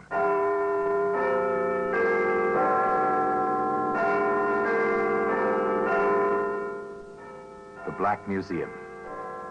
Here in the grim stone structure on the Thames, which houses Scotland Yard, is a warehouse of homicide. A museum of everyday objects, cigarette boxes, appointment books, a hat rack, all are touched by murder.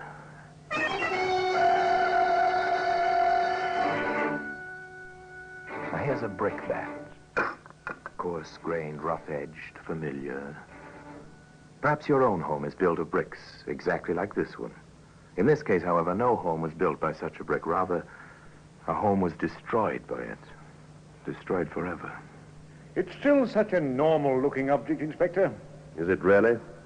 With that broken corner? With the stains still on its edges? I suppose you're right, sir. If there's one thing that can upset normalcy, it's spilt blood. And today, that blood-stained brickbat can be seen here in the Black Museum.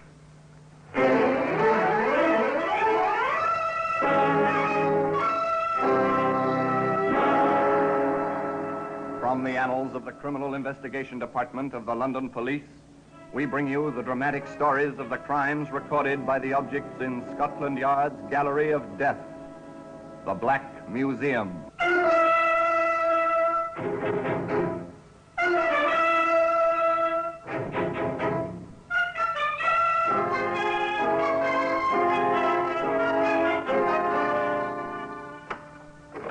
Well, here we are in the Black Museum.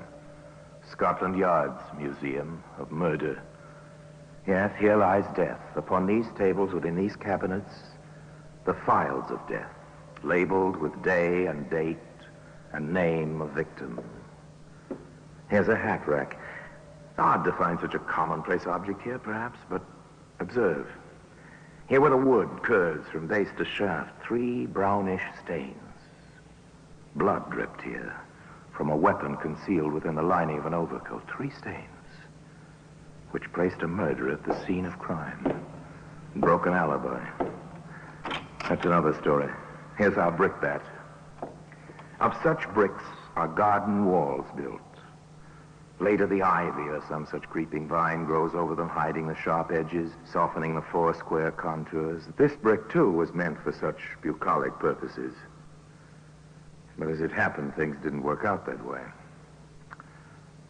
We might say it all began when young Anne Friskin composed an advertisement and told her much older husband, James, about it. So you're placing an advertisement. Wanted, boy, about 18. References, handyman work. Some such thing? Exactly, dear. Oh, very good. Only don't let him get too close to Alma. It might not be good for her. A simple domestic scene.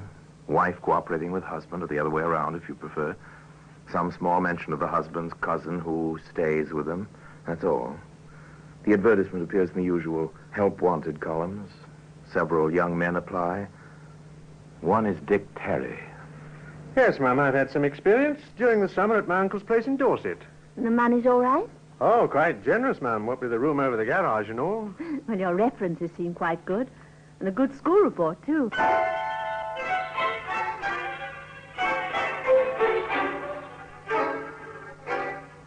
The boy settled into his job and worked out well. The gravel driveway was soon in good condition. The lawns were well mowed. The bricks were ordered for the repair job on the garden wall. Yes, the bricks were ordered. And in the household, all was well and quite normal. One more hand, ladies? If you wish, James. Aren't you satisfied with beating us again, dear? I suppose I should be. But it must be somewhat dull for you, Anne, dear, night after night with just Alma and me. In the household, as we've said, all was well and quite normal. Undercurrents?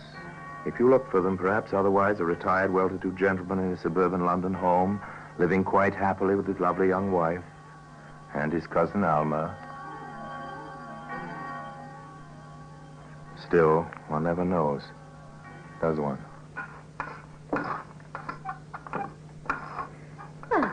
Good morning, Dick. Oh, all right. Oh, the work is coming well, isn't it? Yes. Lovely day, isn't it? Nothing quite like the springs we get here, is there? Awfully quiet there. Yes, Yeah? I suppose it is. For someone your age. Begging your pardon, Mum, it don't seem to me like you'd be giving up just yet. Oh, thank you, Dick. It's nice of you to say so. Aren't you getting those bricks a trifle uneven, Dick? Oh, that's on purpose, Mum. It's a trick I learned from my uncle. It gives the creepers and vines and such a better hold.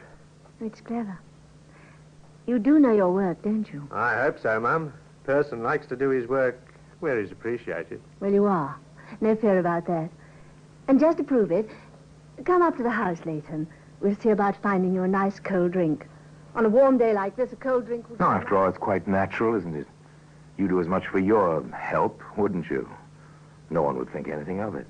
No one did in the Friskin household either until these trips for the long, cool drinks became somewhat habitual, at which point Alma spoke to Anne. Do you really think you're doing the proper thing, Anne?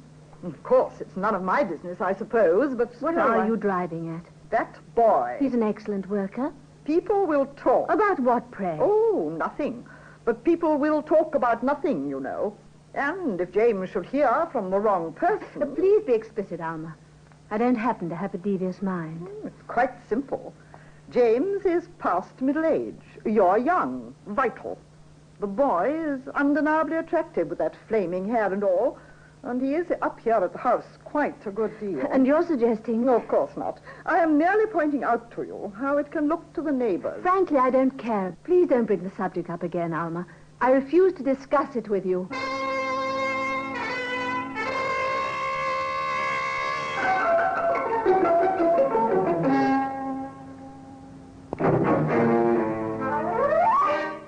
Alma did not bring up the subject again, not with Anne. However, she waited for an opportunity and then... James. Yes, Alma? I want to talk to you. Aren't we rather formal today? Closed doors and all that sort of thing? I'm not speaking behind anyone's back. I've already taken this up with Anne. Oh? What's the trouble? It's that boy, Dick Terry. Dick? Alma, don't tell me he's been making advances. That's not funny, James. Oh, sorry. What then? Anne is letting him spend too much time at the house. His place is in the garden and the garage. People will talk. Aren't you doing a bit of talking yourself, Alma? I'm doing my duty as I see it. Then you've mistaken your duty. I'm fully capable of protecting my honor, as you doubtless would call it. And I'll thank you, Alma, not to bring this up again. Although, doubtless, you have the best intentions in the world. Very well, James. But if anything does occur, you'll thank me for warning you. Yes, Alma waited her opportunity and spoke to James.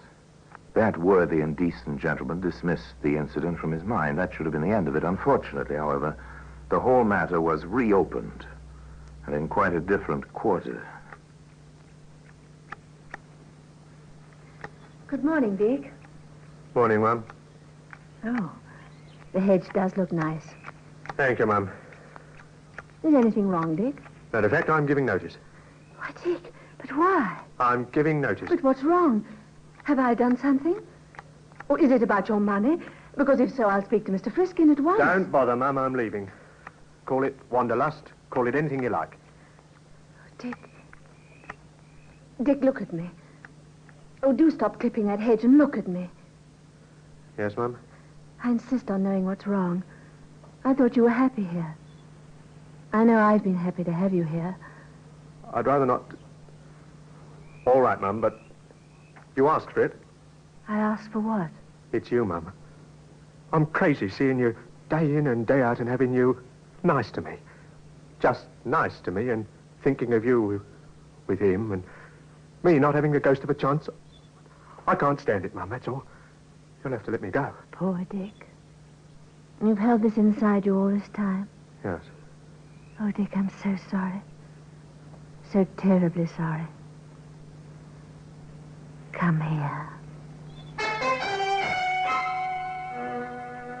Fire in the garden, flash fire in dry grass on a warm summer morning, perhaps in any case. The boy stayed on his job and nothing further was said in the household. Everything was routine, quite normal. Even the bridge games in the evening, three-handed bridge, of course. July moved on into August. Hot, muggy August nights. Well, I'm going up to bed. Coming in? Not just yet, dear. I think I'll read a while. It may be cooler in the library. Good night, dear. Good night, then. Good night, Alma. Good night. A hot, muggy August night. Dark. No moon. Barely a breath of air. James tossed restlessly, sleeplessly. Anne, that you, Anne, coming to bed, dear? Go! Ah.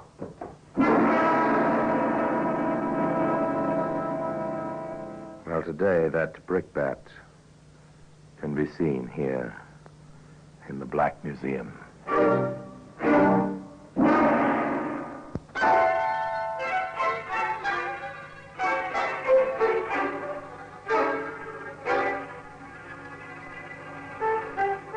It was Anne's screams which brought Alma and then some of the neighbors.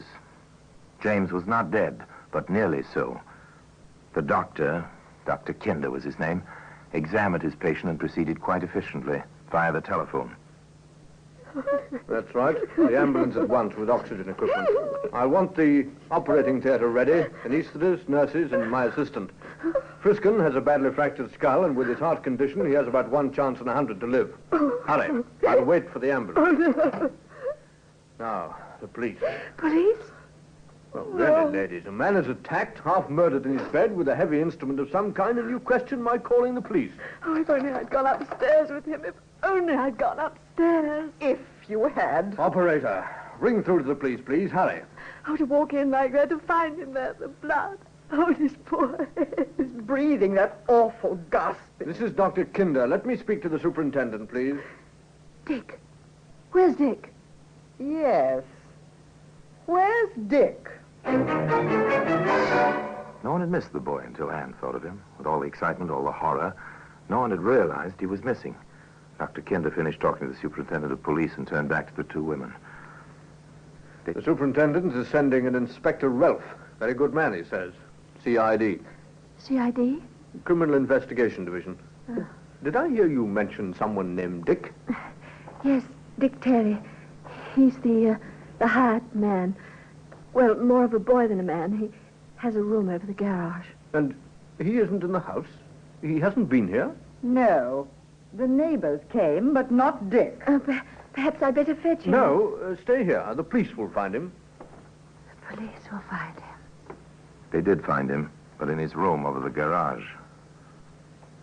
Where was he, Sergeant? In the attic, Inspector, hiding in a corner. All right, son, speak up. Why? I got scared. That's it, scared. What of? I heard Mrs. Friskin screaming, and I ran over from the garage, and when I got up to the room where the lights were on, Miss Galpin was carrying on, and Mrs. Friskin was just standing there screaming, and he was on the bed, and I just ran. You didn't offer to help. Why not? I couldn't think. Nothing. Why? I guess I didn't want to be blamed for doing it. Who would blame you? Oh, somebody. Anybody. Did you do it? No. I never touched him. Never. All right, Sergeant, hold him in the kitchen. All right, sir. I'll talk to the Galpin woman now. What is she, a companion or something? Cousin of the victim, sir. Lives here. All right, send her in. Alma Galpin knew nothing except the discovery of her cousin in the bedroom, but the inspector was curious. The hired boy says he was scared. Have you any idea why? Well, he's been making sheep's eyes at my cousin's wife. Oh? People were talking. He's a good-looking boy. She's so much younger than poor James. You know how an ignorant mind works sometimes. The inspector knew. Also, he was a considerate man. He implied as much to Anne Friskin. I know you've had a terrible shock tonight, Mrs. Friskin, but I have to ask you a few questions. Of course, Inspector. I'll try to answer. Did your husband have any enemies? Anyone who might want him out of the way? Oh, no. No one. Everyone liked James. Even the boy, Dick Terry? Dick? Oh, no. No, you don't think that Dick... I don't know yet, but we'll have to hold him, Mrs. Friskin. He seems to have something of a motive. At least, there seems to have been some talk. They held Dick Terry on an open charge pending developments at the hospital. There, James Friskin hung on the fringe of death, barely breathing, completely unconscious. At the house, Alma faced Anne. The police, what do they know? I don't understand. They're holding the boy. They're not even looking for the weapon. And meanwhile, whoever did it could be miles away. Then you don't think Dick did it? It's too pat, of course not. Why would he? Even... You never gave him any encouragement, did you, Alma? Did you? You're hysterical. I know exactly what I'm saying. And I don't believe that boy raised a finger against James. Then why did he hide? Wouldn't you, in his position? The police, arrest, the most obvious person. That's all they know. Someone ought to teach them their business. Obviously, they don't. Well, there are those who would like to teach the police their business. Quite a few people would. Alma Galpin set out to try. And it was with that idea in mind that she appeared in Inspector Ralph's office at the local station house. Well, Miss Galpin, sit down, won't you? Thank you. What can I do for you? How far have you got in this case, Inspector? We're still holding the boy. The only charge at the moment is assault. If your cousin dies, well, that'll be another matter. Then you've done nothing. For the moment. I see. I brought you this. No? Why don't you open it? As you wish. Yes, I see. A brickbat with stains on it. Don't you want to have it checked for fingerprints? Rough surfaces like this don't hold prints. Why? It's the weapon. Oh? How do you know? I found it. It was in the little pile of leftover bricks at the foot of the garden. James was going to ask the boy to build a barbecue pit with them. I see. Well, how do you know so surely this is the weapon? That's blood on it, isn't it? It might be. Aren't you going to have it tested? Probably. Miss Galpin, do you realize that this brick might be the piece of evidence to hang that boy? It might be. It might hang someone else, too. Is this a charge, Miss Galpin? Who stands to gain most? Who would have her freedom? Who would get James' money? Have you thought of that, Inspector? Who wanted the brick wall repaired? Who spent altogether too much time in the garden? Have you given any thought to these questions, Inspector? Perhaps the inspector had. Others had, that was certain. And suddenly, with one sentence, Dr. Kinder changed the entire complexion of the case. I'm sorry to have to tell you, Mrs. Friskin, but your husband passed away about 10 minutes ago without ever regaining consciousness. Now it was murder. And Anne Friskin, the young widow, came to the station house to see Dick Terry in his cell.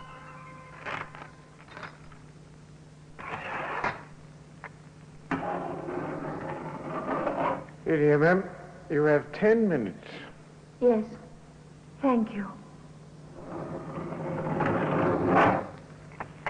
I'll be back in 10 minutes. Oh, Dick. Oh, Dick. I didn't do it here. I'm stuck for it, but I didn't do it. Oh, Dick, you don't think for 1 minute I believe you did do it. How should I know what you believe? Well, you know me better than that. I want to help you. I know you better. Do I? Do I know any more about you than you know about me? Oh, Dick, don't talk like that. Please, please let me help you. With what, a axe or blade? I'll get you a lawyer. I have money now. I'll take care of you. Sure. You've got money now. You've got it all now, and I've got a murder charge. Anything you may say will be taken down in writing and may be used in evidence against you. Oh, Dick. After what you told me in the garden. Oh, forget it. Maybe that never happened. Maybe I was really crazy. Maybe you figured more than I meant. Well, what's the difference? He's dead and you've got everything. You keep saying that. I've got everything. Well, haven't you? Isn't it what you wanted? Oh. You think I did it? Oh, do I? All I know is I didn't, but I'm stuck in this rotten jail. I won't peach on you if that's what you're worried about. Not unless my own neck can't be saved any other way. Oh, maybe you did, maybe you didn't. Not a very pleasant scene. Not a very pleasant circumstance. The young woman, the boy, the sadly tender phrases of a summer morning shattered between them. However, in the offices on the floor above Dick Terry's cell, Inspector Rolfe and Sergeant Hopkins were more interested in facts than in phrases. So, pathology reports it's Friskin's blood type on that brick. It's the weapon, all right. But who used it? The boy had a crush on the wife? Badly enough to kill for her? No, I doubt it. There aren't any alibis, sir. That's the trouble. He says he went to bed as usual. No one saw him anywhere that night. The Galpin woman says she went to bed. The widow says she read for a while, went upstairs and found her husband. Could all three of them have been in it together, sir? How do you figure that, Sergeant? Well, Mrs. Friskin could have promised Galpin money, and Mrs. Friskin would have had the boy. They might have planned to have the boy actually do it. Come in. I'm sorry, Inspector. Not at all, Mrs. Friskin. Come in. Sit down. I believe you know Sergeant Hopkins. Yes. I have very little to say. It might be easier standing. As you wish, ma'am. I just saw Dick downstairs. Too bad about him. He seemed a nice lad. Yes, sir. Inspector, this is not the easiest thing for a woman. I understand. You have an alibi for the boy? And yourself? Yes. Yes, I do.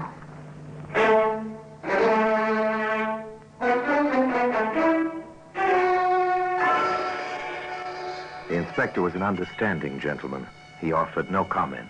He merely recorded a fact and let Anne Friskin leave his office with her own thoughts for company. Later that same day, he arrived with Sergeant Hopkins in tow at the Friskin house. Ladies, we've done some further checking and investigation. We thought we'd apprise you of the situation. I see. Thank you for that, at least. We're letting the boy go. He's in the clear. I knew that all along. I told you so. Yes, you did, I remember. The day you brought me the brickbat. Where did you find it? In the pile at the foot of the garden. I see that you know, Mrs. Friskin. There is no pile of bricks at the garden. It happens to be in the rear yard, near the back door, close to the foot of the back stairs. The stairs which reach the second floor quite close to the door of your room, Miss Galpin. Now, Sergeant, if you'll stay quite close to Miss Galpin and take down what she has to say. Taken down and may be used as evidence. Yes, the usual warning. Well, Miss Galpin? Why did you kill your cousin, Miss Galpin? She had everything. Even the boy with his sheep's eyes. I had nothing. I thought if I got rid of James, who was too dull to care, she'd be blamed. After her, I'm next of kin. I'd have everything. I saw the little pile of bricks. I meant to put them in the garden later. A brick is heavy. It hits hard! Today, the brick pat can be seen here in the Black Museum.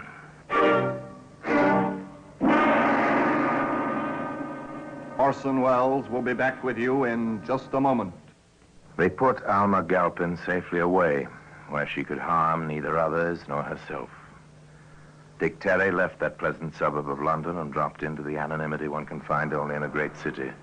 Anne Friskin sold the house and went far from London to start over, perhaps, but to carry with her always the memory of tragedy on a hot, muggy night, and the memory of a mistake made through loneliness and mistaken kindness.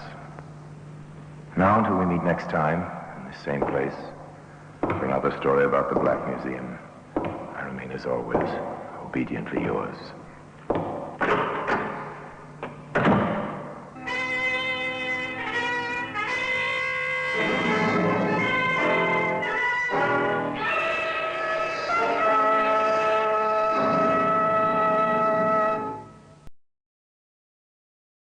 I am really enjoying the Black Museum. It's got some good twists at the end.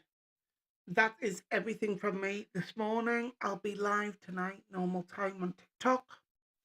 I hope whether it is middle of the night or early morning for you, you have a great sleep or a great day.